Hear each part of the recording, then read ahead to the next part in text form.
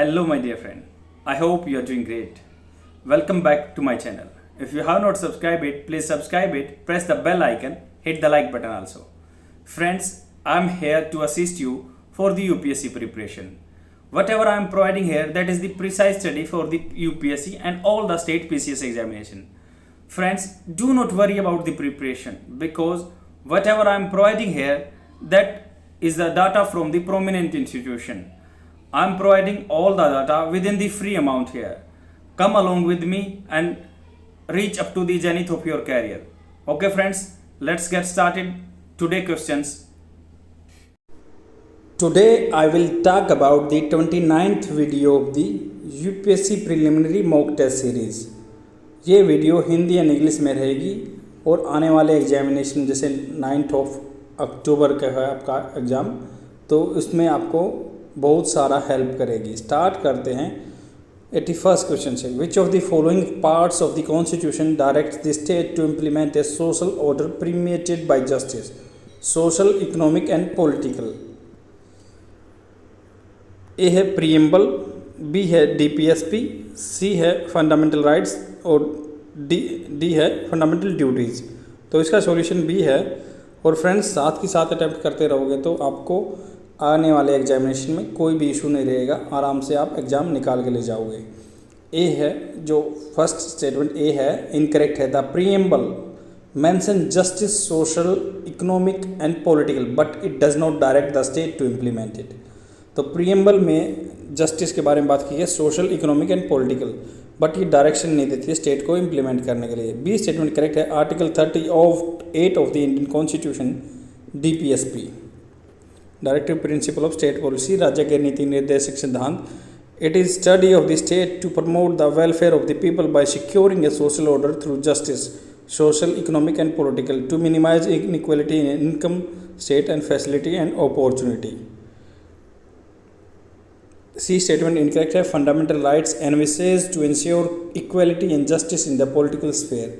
तो political spheres में fundamental right क्या कहते हैं, इक्वलिटी एंड जस्टिस होना चाहिए। डी है इनकरेक्ट है, क्योंकि fundamental right does not direct state but places some duties on the citizen of India.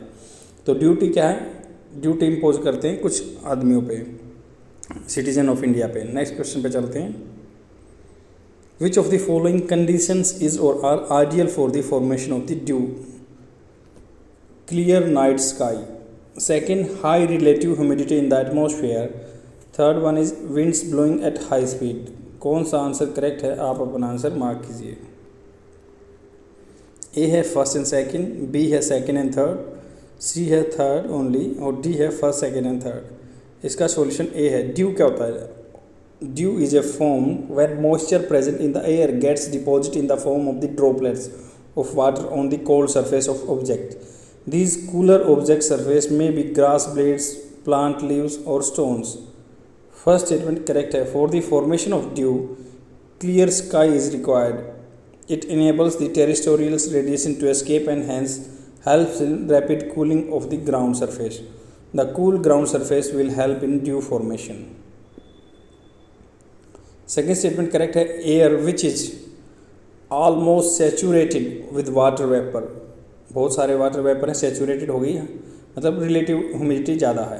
When comes in the contact with the colder surface becomes cold itself. This causes the condensation of water vapour in the form of the droplets of water on the cold surfaces. If air had low relative humidity, it would not lead to condensation due to temperature reduction on the coming in contact with the cold surfaces as the dew point. Temperature at which air gets saturated is not reached. The lesser the relative humidity, the colder the object surface needs to be reach dew point. इसका क्या मतलब है कि जो भी मान लो saturated हो रखा है उसमें वाटर वेपर इनफ मात्रा में है किसी भी सरफेस पे एयर में, वैन कॉन्टैक्ट कोल्ड ठंडी सरफेस के कॉन्टैक्ट में आएगी तो कोल्ड हो जाएगी वो। This causes condensation of water vapour in the form of the droplet, droplet बन जाएंगी पानी की on the cold surface. If air had low relative humidity, अगर एयर की ह्यूमिडिटी कम होती है, it would not lead to condensation, condensation नहीं हुआ due to temperature reduction on coming in contact with the cold surface as the dew point is not reached the humidity, the colder the object surface needs to be reach dew point. मतलब humidity होनी चाहिए हवा में, और वो जो colder surface के contact में आएगी तभी पानी की बूंदें बन जाएंगी, उसको ड्यू बोलते हैं। थर्ड स्टेटमेंट इनकरेक्ट है, presence of the calm air is favourable, ठंडी एयर को फेवरेबल है, not high speed winds for the formation of dew, it would not allow to saturated air get mixed with the or replace with unsaturated air. Next question पे चलते हैं। Which of the following could be the possible benefits of the Indian initiative on Earth biogenome sequence? First, new treatments for inherited and infectious disease could be designed. Second one, efficient biological synthetic fuels could be developed. Third one, it can be used to develop anti-aging drugs.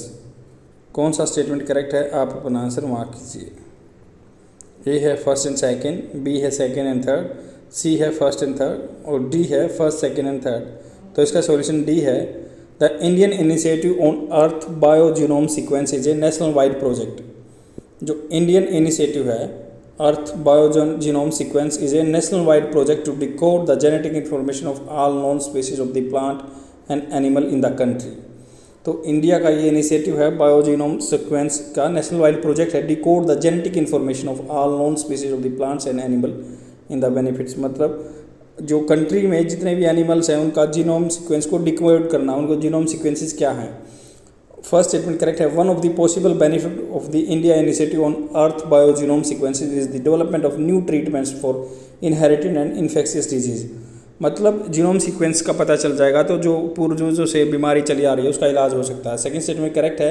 बायोफिल्स are derived from the biomass such as plants, dead animals through the knowledge about the genetic information about the all the species. उनकी genetic information रहेगी तो उनसे हम biofuels बना सकते हैं।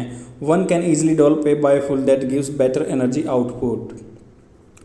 Third statement correct है। Knowing the genetic sequence will help in developing drugs which can slow down the aging phenomena in humans, that is anti-aging drugs.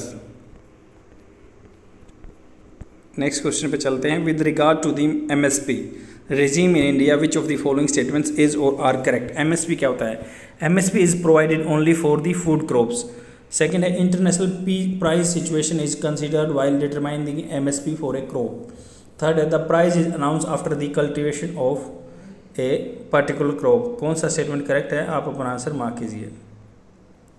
ए है फर्स्ट एंड सेकंड, बी है सेकंड ओनली, सी है first and third और D है third only. तो इसका solution B है।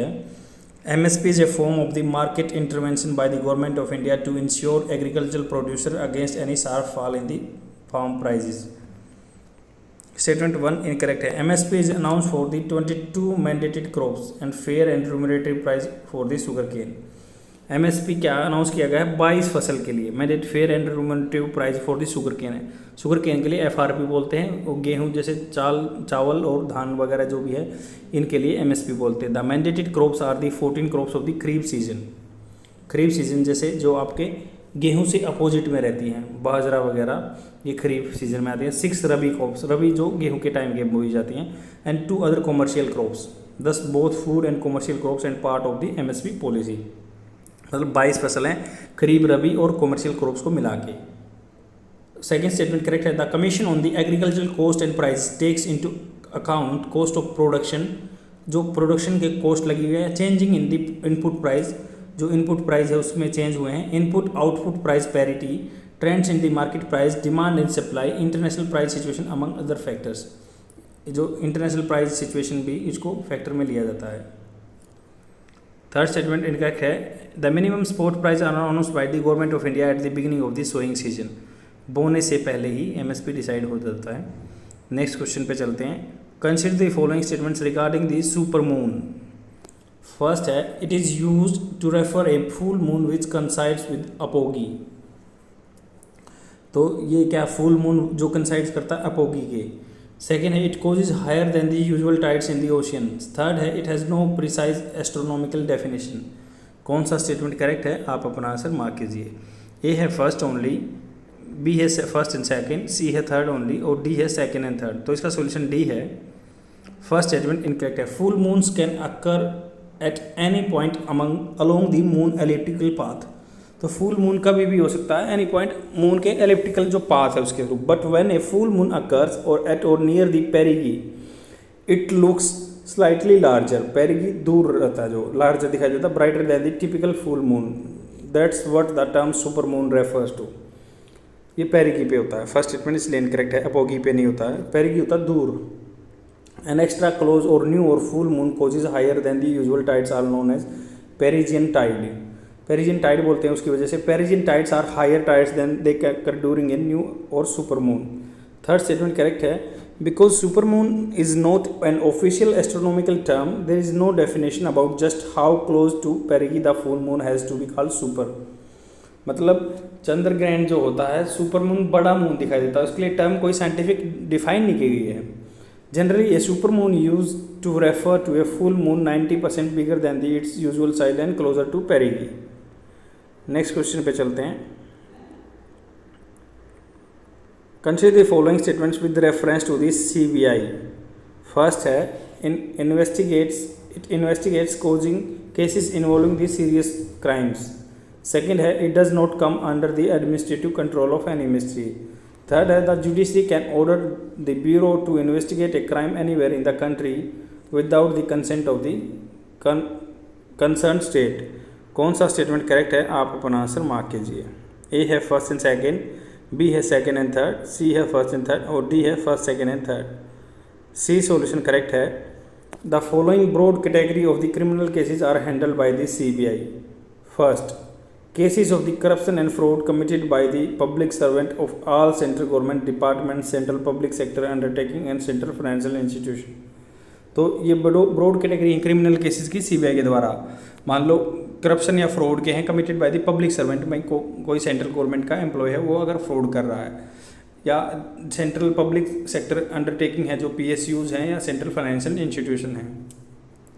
Economic crimes including bank frauds, financial frauds, import and export, foreign exchange violation, large scale smuggling, narcotics, antiques, cultural property, smuggling of other contraband items, etc. Serious crimes such as cases of the terrorism, bomb blasts, sensational homicide, kidnapping for the ransom, crimes committed by the mafia and the underworld. Second statement incorrect है, the CBI is under administrative control of the Ministry of Personal Public Grievance and Pension। तो public grievance के अंदर CBI आता है। और third statement correct है, both the Supreme Court and High Court have authority to order CBI to investigate cases without approval of the state government. High Court and Supreme Court decide कर सकते हैं CBI को जांच करने के लिए। अगर हम मान लो बोलते हैं ना, CBI अगर किसी स्टेट में जाती है, जैसे CBI को इन्वेस्टिगेट नहीं करने दिया जाता, स्टेट गवर्नमेंट की परमिशन लेनी पड़ती है, पर अगर हाई कोर्ट सुप्रीम कोर्ट अगर ऑर्डर दे दें तो वो डायरेक्ट जा सकते हैं। With reference to the tides on the earth, consider the following statement. They are caused by the gravitational attraction of the moon and the sun. Second, there are generally 2 high tides and 2 low tides per day at any given place on earth. Third, the local geography of a place has no effect on their nature and magnitude. Which of the statements given above is or are correct? आप अपना answer mark कीजिए। A है first only, B है first and second, C है second and third और D है first second and third. Solution इसका B है। Tides are the periodic variation in the sea level on the earth. Tide क्या है? Tide periodic variation है sea level में on earth that correspond to change in the relative position of the moon and sun. Moon and सन की position change होती है, उसके लिए periodic variation होते हैं सी लेवल में, उसको ही टाइड्स बोलते हैं। फर्स्ट स्टेटमेंट करेक्ट है। Tides are the cause by the gravitational attraction of the moon and the sun at the surface of the earth. The gravitational force of the moon is about 2.2 times greater than the of the sun. Moon का effect ज़्यादा होता है 2.2% ज़्यादा, 2 times ज़्यादा। This is due to the close proximity of the moon to the earth as compare to the sun, मतलब earth के ज़्यादा नज़दीक मून है। सेकेंड स्टेटमेंट करेक्ट है। At any given place on the earth generally there are 2 high tides and 2 low tides per day. 2 high tide होंगे, 2 low tide होंगे कहीं भी अर्थ पे। Water tends to accumulate on the parts of the earth surface directly towards and directly opposite of the moon and to be depleted elsewhere. So while completing one rotation, any given place on the earth comes under the region of the accumulation of the at least one, resulting in 2 high tides. The areas on the surface of the earth midway of the region's accumulation experience low tides. Each place passes through the 2 such points per day, resulting in the 2 low tides. Third statement incorrect है. The local geography of a place has an effect on the nature and magnitude of the tides. जो local geography है place की has an effect nature and magnitude of the tides when tidal motion run into the shallow water of the continental shelf, their rate of advance is reduced. Energy accumulates in a smaller volume and rise and fall is amplified. Thus, coastal geometry and water depth variation affects tidal wave motion in coastal waters. तो local geography of a place has an effect on the nature and magnitude of the tides. Geography का effect रहता है magnitude की tides के ऊपर. When tidal motion run into the shallow water, मतलब कम पानी में अगर जाता है to the continental shelf, their rate of advance is reduce, energy accumulates in the smaller volume and is the rise and fall is amplified. Thus coastal geometry and water depth variation affect tidal wave motion in the coastal waters. जितना water होगा उस पर depend करेगा कितना ऊंचा Tide जाएगा. अगर shallow water है तो कम पावर का टाइड्स बनेगा. Which of the following correctly explain the term bioventing? A है the process of using microorganisms to extract metals of the economic interest from the rock ores, searching for the plant and animal species from which commercial valuable medicinal drug can be obtained. C है process of the stimulating the natural biodegradation of the soil contamination by providing air to exist soil microorganism. D है uses of the bioresources by organisms without proper authorization of these concerned countries. इसका solution C है. First statement incorrect है. Biomining is the process of using microorganism to extract metal of the economic interest from the rock ores. Biomining क्या process है? Using microorganism छोटे छोटे को to extract metals from the economic interest from the rock ores. तो हम micro organism का use करते हैं मेटल निकालने के लिए ओर्स से. Bio respecting means searching for plant and animal species from which commercial valuable medicinal drug can be obtained. बायोप्रोस्पेक्टिंग क्या होता है? वहाँ से मेडिसिनल प्लांट से कुछ भी मेडिसिन बनाना है, ऐसे एनिमल स्पीसीज को निकालना है. सी स्टेटमेंट करेक्ट है. Bioventing is in situ remediation. In situ मतलब जो जहाँ की है वहीं पे यूज होगी. एक्स सीटू होता है, जैसे मान लो टाइगर रहता कहाँ है, उसको कंजर्वेशन के लिए अलग जगह लगाते हैं, उसको एक्स सीटू बोलते हैं. Bioventing is an in situ remediation technology that uses microorganisms to biodegrade organic constituents absorbed in the soil. Is an unsaturated zone. Bioventing enhances the activity of indigenous bacteria and stimulates the natural in situ biodegradation of the hydrocarbons in soil by inducing air and oxygen flow into the unsaturated zone. D statement incorrect है. Use of the bioresources by the organization without proper authorization from the concerned countries is known as biopiracy. Next question पे चलते हैं. Consider the following statements with regard to the Atmanirbhar Bharat Abhiyan. Atmanirbhar Bharat Abhiyan. First statement, it was announced by the government of India in response to the कोविड-19 pandemic. Second, it focuses on the industrial development in the industrial cluster, has no provision for the rural agricultural based economy. Third, it promotes contract farming in India. Which of the given above statements are correct? आप अपना answer mark कीजिए. A है first and second, B है second and third, C है first and third और D है first second and third. तो इसका सॉल्यूशन सी है. The Atmanirbhar Bharat Abhiyan meaning self-reliant India scheme was announced in May 2020 by the Government of India as a response to the COVID-19 pandemic. Second statement incorrect है. It focuses on the industrial development in urban industrial cluster and also help provision for the rural industry, MSME, agriculture infrastructure. Third statement correct है. To promote contract farming, the scheme plans to ensure facilitative legal framework for the contract farming. Next question पे चलते हैं. With respect to the physical attributes of the wetland consider the following statement. First है the substrate in the wetland is covered by the water or has water logged soil for at least a few days during the growing season of the each year. Second है the wetland substrate is predominantly undrained hydraulic soil. Third है thermal stratification occurs in all the wetlands. कौन सा statement correct है? आप अपना answer mark कीजिए. A है first and second, B है सेकंड एंड थर्ड, सी है थर्ड ओनली और डी है फर्स्ट सेकंड एंड थर्ड. तो इसका सॉल्यूशन ए है. Wetlands are the transitional lands between the aquatic and the terrestrial system where the water table is usually or near the surface और the land is covered by the shallow water. First statement correct है, the substrate of the wetlands is covered by the water or has waterlogged soil for the at least a few days during the growing season of the each year. Second statement correct है, the wetland substrate is predominantly undrained hydraulic soil, which means not enough oxygen is available for some plants. Hydraulic soil is formed under the condition of the saturation, flooding or ponding for a long enough period during the growing season to develop anaerobic condition in the upper part. Anaerobic होता है without oxygen. तो इसमें क्या बोला गया है कि wetland substrate है जो प्रीडोमिनेटली अनड्रेन्ड हाइड्रोलिक सोयल है, हाइड्रिक सोयल है, which means not enough oxygen is available for some plants. Hydric soils is form under the condition of the saturation, flooding and ponding for a long enough period during growing season to develop anaerobic condition in upper part. Hydric soil बोलते हैं उसको जो मान ले enough oxygen नहीं रहती है. Third statement incorrect है, thermal stratification is the phenomena in which water bodies develop multi discrete layers of the water different temperature. अलग अलग टेम्परेचर की वाटर लेयर होंगी, थर्मल स्ट्रेटिफिकेशन हो जाते हैं. Warm on top become the colder as we go below. ऊपर गर्म पानी मिलेगा, नीचे आप ठंडे जाते जाओगे. It does not occur in the all the wetlands because some of the wetland might have shallow depths. कम पानी होता है. For its development it requires more water depth, but wetlands may not have required water level. It does not occur in the all wetlands. ये आपका हिंदी में answer है.